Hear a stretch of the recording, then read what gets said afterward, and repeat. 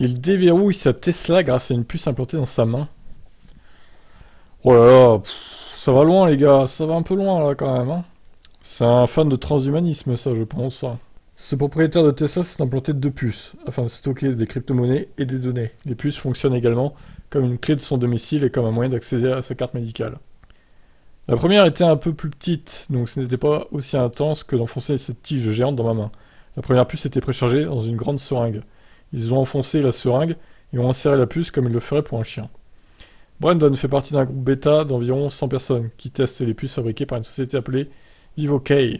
Les puces sont recouvertes de substances biocompatibles et sont encapsulées par les tissus corporels peu avant leur implantation.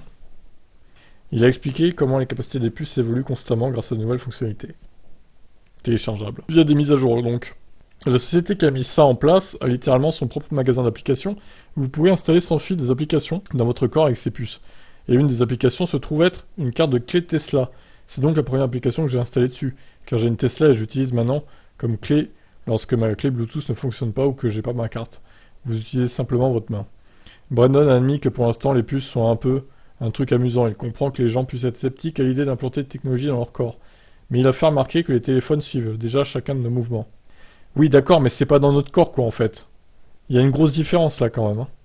Combien cela coûte-t-il à Brandon d'avoir une nouvelle puce? 300 $. Ce qui est probablement moins que ce à quoi vous vous attendiez.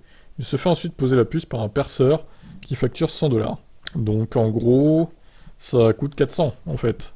Ce n'est pas aussi grave que les gens le pensent. Comme j'ai été bêta-testeur, j'ai obtenu la puce pour 300 $ et mon installateur me l'a facturé 100 $ pour la poser. Ok. Eh ben écoutez, voilà.